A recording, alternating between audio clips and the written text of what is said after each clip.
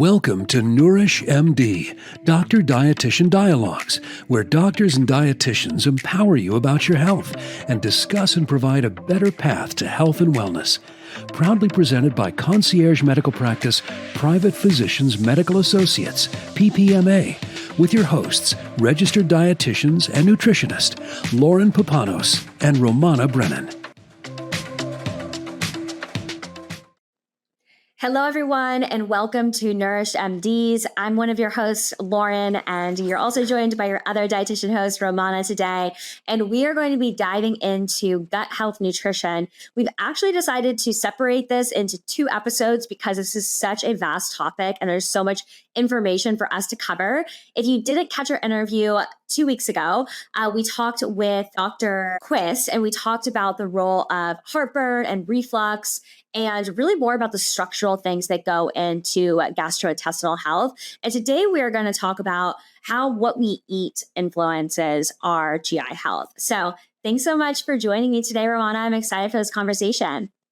Yeah, me too. I think let's just kick it off, maybe slight recap, but if you haven't listened to our interview with Dr. Quist, please do that. But what is digestion? This all starts in the mouth. That chewing process, starting with mechanical digestion. It's really important. So that's why everyone recommends chewing your food thoroughly, because that's really where the process gets started. We also have those salivary enzymes secreted in our saliva that help break down carbohydrates in particular. But this process of digestion really gets started in the mouth.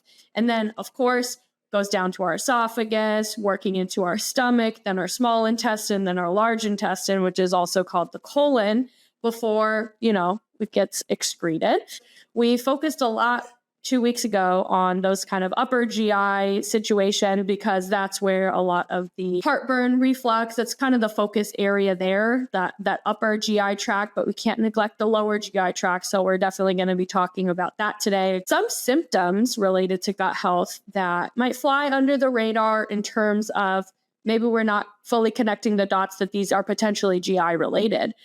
Fatigue, mood imbalances, memory issues, again, seemingly unrelated to gut health specifically, but all of these things can potentially be tied to some type of disruption in our gut health, whether that's between digestion, absorption, things like that.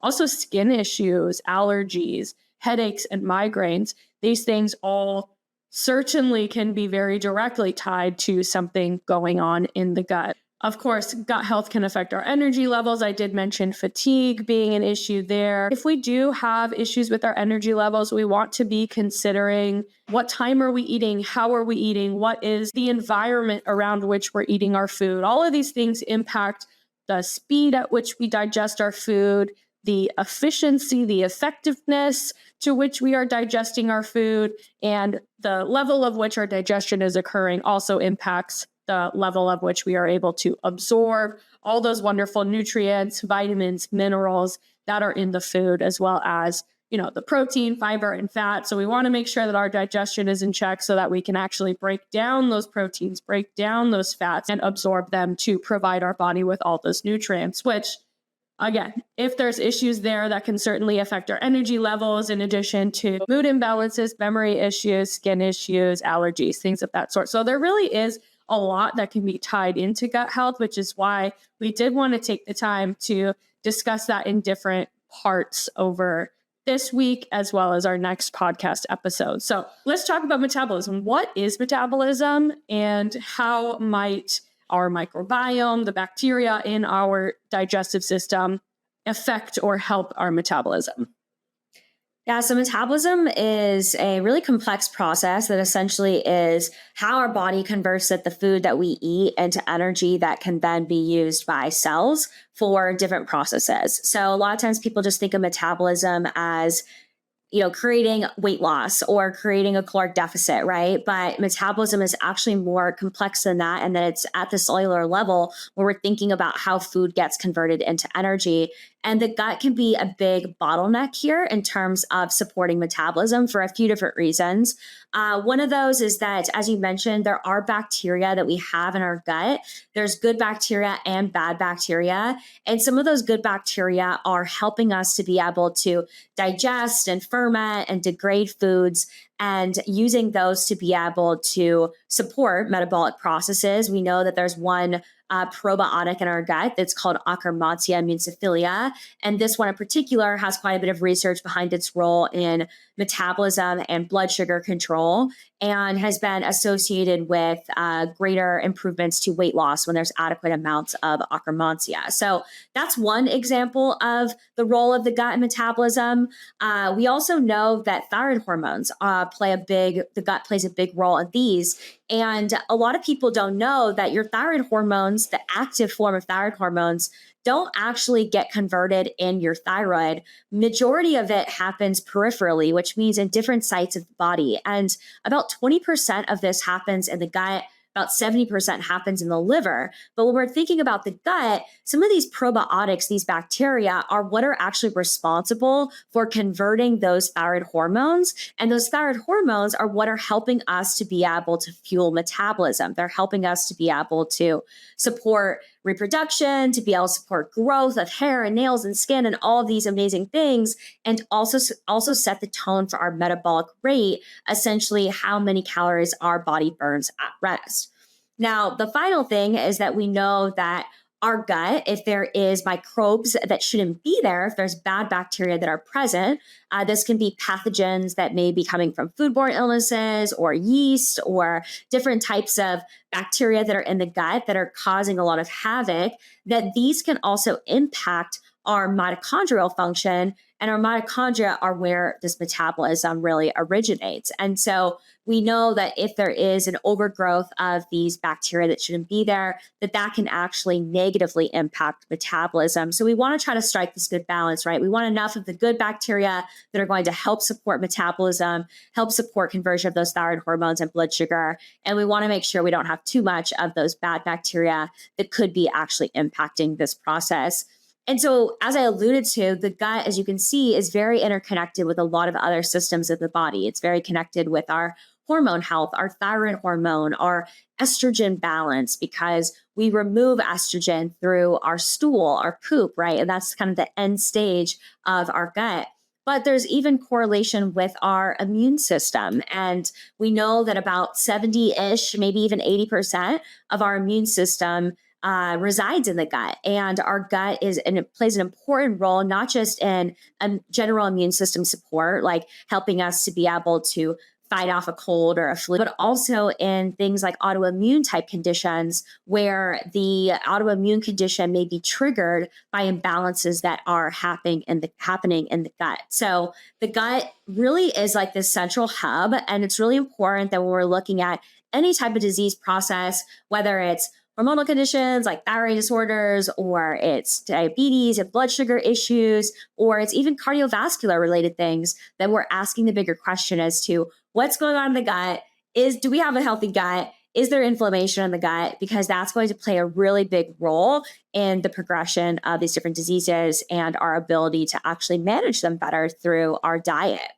And part of this process really is driven through something that's called our vagus nerve. And your vagus nerve runs from the back of your brain down through your gut, and it really controls the speed of digestion and really helps set the tone for our body's ability to make adequate digestive enzymes and stomach acid that help us digest food. And you've probably felt this before when you get stressed. You probably notice that you have changes in your digestive function. Some people, they get loose stools when they get stressed. Other people, they get constipated when they get stressed. And that's because of the vagus nerve. And the vagus nerve has actually been shown to have the biggest impact on our body's inflammation levels. So if we have issues going on with inflammation, whether that's inflammation that's coming from the gut, or it's inflammation that we're seeing more systemically in other parts of the body, like our joints and our skin and such, then we have to go back to the health of our vagus nerve. How is that vagus nerve impacting the overall inflammatory response in the body? So I know I just threw a ton of information at you, but I want to go back and really go a little bit more granular to what I mentioned about estrogen and it getting removed through our poop, our stool. And this goes back to really elimination and our body's ability to properly eliminate and not recycle some of this buildup of hormones that can happen. And so, Romana, maybe you can just talk to us a little bit more about how that process works and really what's the importance of elimination and having a bowel movement every day, not just one every couple days, which I know can be the norm for a lot of people. Yes. So, as you had mentioned, elimination via stool is one of our body's major elimination pathway. Bile is produced in the liver, secreted into the gallbladder for it to then be released into our intestines. And that production of bile is super important for ensuring that more of these macronutrients can be broken down so then we can have better absorption of these nutrients. Also helps regulate, the pH and things like that. Our digestive system is very balanced in terms of pH, so acid versus base balance, things of that sort. Our bile is packed with all of these wonderful juices and chemicals and enzymes and things like that. So bile production is super important, again, produced by the liver. One of the reasons we say that fiber is so helpful for cholesterol levels is because cholesterol is a component of bile. So we secrete it, consume enough of that fiber to then bind the cholesterol, then cholesterol is efficiently eliminated. If we are not having movements every day, some of the things that our bile is either secreting or that enters our system and is present in our digestive tract,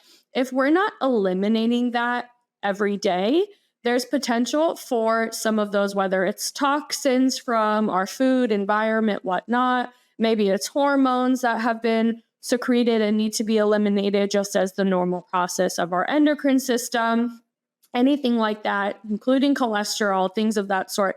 If we're not eliminating that, there is potential for that to be reabsorbed into our body. It's almost like our insides taking a shower. So that's part of the reason why it's really important to have these bowel movements every day. And then, of course, for the integrity of our large intestine, for our colon, we need to make sure that we're eliminating every day so that we're not having increased pressure on those tissues. We may have heard of diverticulitis, diverticulosis, where like these little pockets form on the outside of our colon. Another really important mechanism to ensure that diverticulosis doesn't turn into diverticulitis, which is going more from like acute inflammatory, angry state.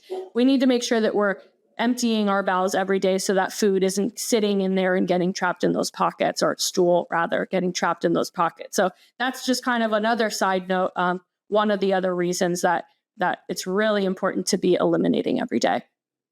Wonderful. Yeah, I think that gives us a lot of insight into the importance. But for someone that maybe is like, okay, well, that's great to know that that's important for me, but I can't do that. That's humanly impossible for me to have a daily bowel movement. Then are there things that they can do that are beyond just eat more fiber, drink more water, to be able to help someone facilitate daily elimination? Two things that are super important to think about. A, what is your movement looking like? We know that when we're sedentary, and a lot of us can't help the fact that maybe throughout the day we're a little bit more sedentary based on our work environment, things like that. But we know that if we can get movement throughout the day, it's helpful not only for all of the different muscles in our body that's directly involved, but our digestive system is a series of muscles. So when we are sedentary, when the body's slowing everything down, that can also slow down our digestion. So getting movement throughout the day, if you have it available to you, maybe you can go on a walk first thing in the morning to really get your body moving, ensuring that your body knows, okay, now it is daytime, we are active, we are ready for the day, we are ready to regulate all of these processes. That can be really helpful. We, of course, know that hydration is super important as well. Drinking enough water, ensuring that you are replenishing any lost electrolytes, sodium, magnesium, potassium, things like that. Maybe it's incorporating an electrolyte drink to make sure that you're properly hydrated, not just pounding with 100 plus ounces of water, but making sure that we are replenishing those minerals that might be lost in your sweat, in your stool, things of that sort. So those are two of my main considerations, some things that people don't always think about when they're like, oh yeah, now I'm suddenly constipated. Oh, I haven't realized that I'm not moving as much, I'm not drinking as much water, maybe I'm not replenishing those electrolytes. Another thing that I find helpful more for those acute times when maybe we are a little bit more stressed, we need a little bit of additional support, in addition to increasing fiber consumption slowly. If we're not having too much fiber in our diet, we don't want to overload in a short period of time, but also drinking warm liquids. So those warm liquids can help activate the muscles of the digestive system. Again, our digestive tract is made up of a bunch of muscles. So having those warm liquids can be helpful, like a ginger tea. I love ginger. Ginger in any form can, again, be helpful for what we call gut motility. So the movement, the contraction of the muscles of the digestive system can also help secrete stomach acid and get those digestive juices secreted and flowing. So really helpful if you can incorporate ginger in any context. Another thing that has somewhat more of a laxative effect as opposed to just increasing the movement of your gut, your GI tract, is aloe vera. So aloe vera juice, or you can also use the gel, not as great in terms of texture and flavor, but aloe vera juice, even just a quarter to a half of a cup, can be mixed into water, which can really help get things moving along. We don't want to overdo it, of course, but if you do find that you need a little bit of additional support in order to have a daily bowel movement, that can be helpful as well. Again, not overdoing it. Enjoy high-quality supplements shipped right to your door with full script through Private Physicians Medical Associates, PPMA. Reap the health benefits of pharmaceutical-grade vitamins while saving 5% on all orders. Set up your free PPMA account today. Visit privatemds.com. Lauren, what are some other constipation relief strategies that you find helpful for your patients? Well, I think that those are great for just helping in the like maybe everyday type setup, or in, like you said, more of the acute phase where maybe someone's not dealing with this every day, but wants to have some options on hand for if and when they do get constipated. For example, a lot of people do when they travel, or like you said, when they're stressed. But I think that overall it goes back to, which I know we want to talk about, which is the 5R approach, which is really how we address the root cause. Because even though some of these approaches are more natural, like aloe vera is technically like a medicinal food, right? It still kind of can be a Band-Aid to not to helping, and it's not really addressing like, why is this constipation happening so chronically? And that's really what we want to target, because that's what's going to help you to not need that support when you don't have the ability to use it, and really be able to get to the root of the issue of why you've had lifelong constipation. So that really, the 5R approach is not something that we invented. It is very common in the more like integrative field of medicine. And essentially that 5R approach is remove. So that's the first step. Then we replace, then we re-inoculate, we repair, and we rebalance. And we have a little bit of like a revised version of that 5R approach that we really like to use with patients. And the first step of that is to open up the body's natural elimination pathways. So, for example, if step one of this 5R approach is to remove, then yeah, it can be really helpful to make sure that we're removing anything that's driving inflammation. So if we know that you are having food sensitivities to a lot of things, or you are having, very clear signs that there might be, say, like a dairy intolerance. You're getting like mucus buildup after you eat, or maybe it's a very clear sign you have gluten intolerance. Maybe you have like chicken skin on the back of your arms. These can be clear signs to us that there's probably some intolerance of either of those two proteins or sugars that's happening. And so removing those right off the bat can be extremely helpful. And then any other things that could be fueling inflammation. So if you have reflux, for example, heartburn, then we might want to remove spicy foods, caffeine. If you are experiencing issues with cruciferous vegetables like broccoli and cauliflower, we might want to remove those initially too. Maybe not forever, but we may remove them initially to be able to help the digestive system calm down a little bit, so we can do a little bit of repair and kind of reshifting in terms of what's going on in the gut. But alongside of removing these things, we really want to support our body's natural elimination. And what I mean by that is making sure that we are adequately hydrating to support elimination through our kidneys and our urine, that we are adequately eliminating through our stool, that we're pooping every day. And that's where some of these more acute strategies, like you mentioned, Romana, such as aloe vera or minerals like magnesium, can be really helpful, is to really support this opening of the digestive system so that we can then go into the next part of this process, which is really to start to replace and kind of kill off some of these imbalances that are going on in the gut. So opening and removing these triggers is really important as that first step. And then after we've done that and we're feeling really confident that we've brought down some of that inflammation in the gut and that the body is eliminating more efficiently, then we might start to talk about or start to address issues that might be going on with some of these digestive juices, like you talked about earlier. And these are things like stomach acid and bile and digestive enzymes that our body releases to be able to help us degrade food. And so, Romana, maybe you can just briefly touch on what goes into, what are some of the things that we look at when we're talking about replacing and supporting our body's natural digestive juices, both on a at-home level of what could be done without using any supplementation or outside support, and then what our options are and why we might lean on more of the supplemental type support. Definitely considering that upper GI, heartburn, reflux, that could be a case of low stomach acid. It's very possible. Indicators of maybe more insufficiency or just lower activity of digestive enzymes. Maybe you eat a meal and feel like it's sitting so heavy with you, or maybe you have an issue if you have more of a high protein meal where it feels like those proteins maybe just aren't sitting super well. Maybe it feels like there's a brick in your stomach after eating, belching or bloating or discomfort, even a couple hours after your meal, things of that. Some of those indicators that maybe we need to initiate support in that replacement area. So when it comes to at-home strategies, we want to think about what are the types of things I'm experiencing, if it's more consistent with low stomach acid. So maybe that heartburn, maybe you're on a PPI, proton pump inhibitor. It functions to lower your stomach acid, but maybe it's having the opposite effect. Or maybe you have some hypothyroidism, which can slow down metabolism, slow down the production, the secretion of stomach acid.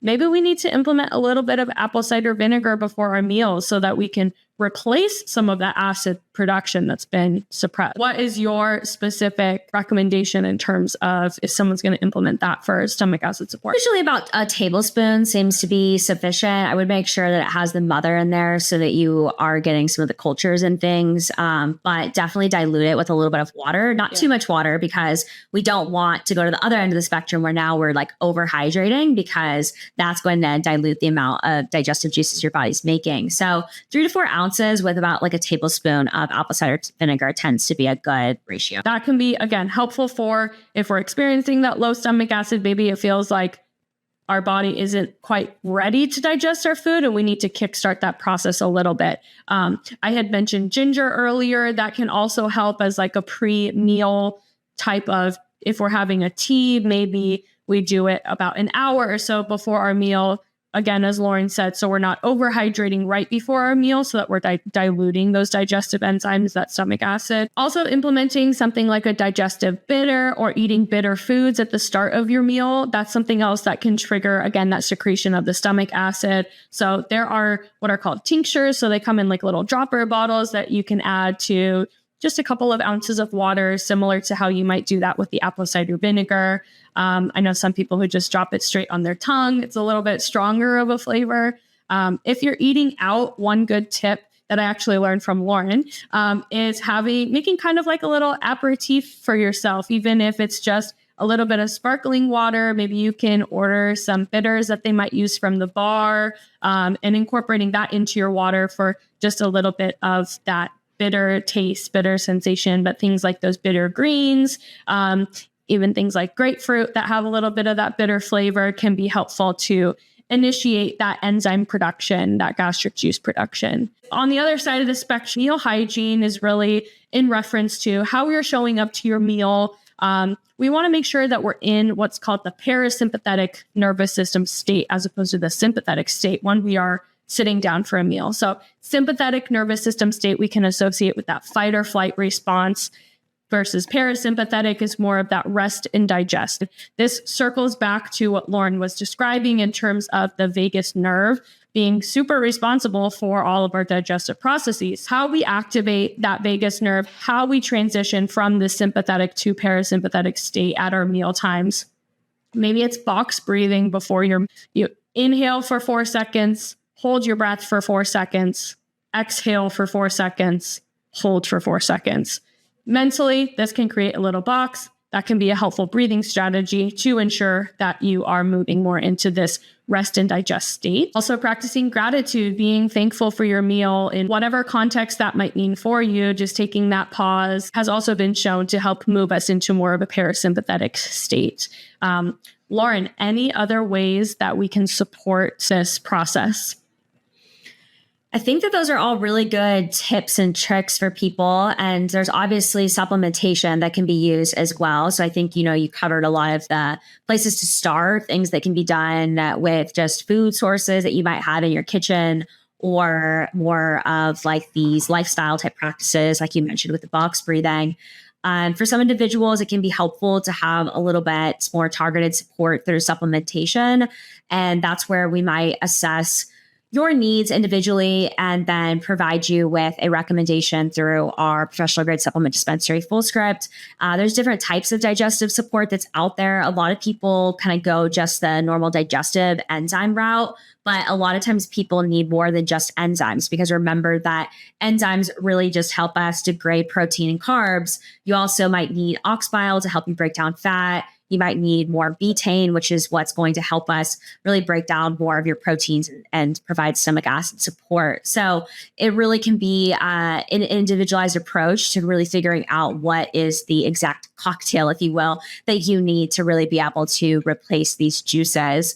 I think that once this replacement has been done, and a lot of times I find that this kind of takes the longest, like it could take 6 months of us really having to work on replacing these digestive juices. It might even be something you have to be cognizant of every day. Like I know for myself that when I get stressed and I sit down for dinner, I have to seriously stop myself.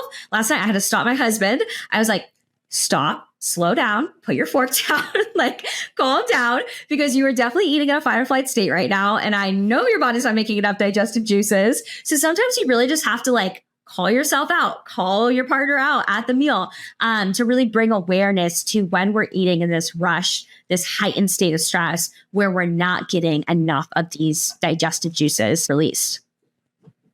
100%. It can be a little bit convicting to notice, oh, no, I'm always eating at my computer in the middle of the workday when I'm in a frenzy doing 5 different things. So it can be a little bit convicting, but I think we're all victim to that at least some point in time. And I think it's so important that we can just kind of check ourselves and take a moment to consciously pause and be like, okay, how am I showing up at this moment? So why don't we move the conversation to this third R, this re-inoculate phase. We might be re-inoculating with probiotics if we needed. The whole point in this re-inoculation is to rebuild the gut flora, support healthy microbiome. So we have this prebiotic as well as probiotic focus. Lauren, why don't you get us started in this conversation diving into probiotics? Yeah, so this is a big conversation. So we'll definitely finish it up in part 2 as well. So stay tuned for the kind of remainder of this conversation. But I think the overall point that we want to hit home on is that probiotics aren't just a magic weapon that really should be used in all cases. And sometimes adding probiotics can actually be harmful to the gut because you might already have too much of those different bacteria, and it might be too much of a good thing, if you will. And you might have a different issue going on that really is where you need more support in the gut. And so they can work really well for some people. Generally, it's individuals that maybe aren't eating enough prebiotics in their diet to be able to feed the probiotics in their gut, or individuals that maybe have a history of using antibiotics and these probiotics are getting wiped out through the antibiotic use. But there are some minutia within probiotics. There's different types of probiotics. There's shelf-stable versus refrigerated probiotics. There's spore-based probiotics. And so we want to really cover like what are the differences in these that you should know about, and when should you use probiotics and what type of probiotics for more of like a therapeutic basis for acute issues you might be dealing with versus using them for more everyday type digestive function. So we will get into all of the details on that in part 2, which will be up and coming in 2 weeks. So stay tuned for that episode. And we'll also be covering in that episode, really talking about this final step of this gut repair, where we want to really focus on repairing with certain nutrients to be able to help rebuild the gut lining and also really rebalancing the flora in our gut. So we'll be highlighting all of those things in part 2. So we'll see you guys back in 2 weeks. Thank you so much for joining us today. We hope that this is informative, kind of shed some light as to the different variables that go into the gut. I know we talked about some complex topics today. So if you need to re-listen, slow it down, please do so. And of course, we're always happy to set up an individualized consultation with you to really determine what your individualized gut health needs are. You can do so by giving the office a call, and we would be happy to schedule an appointment. Thank you guys so much for tuning in today. We'll see you guys in 2 weeks for part 2. Thank you for joining us for today's episode of Nourish MD, Doctor Dietitian Dialogues. This podcast is intended for general educational purposes only. It is not a substitute for professional medical advice. Please consult with your healthcare provider before beginning any nutrition or supplement recommendations. Sign up for our mailing list so you'll never miss an episode of our wellness journey. See the podcast description for the link.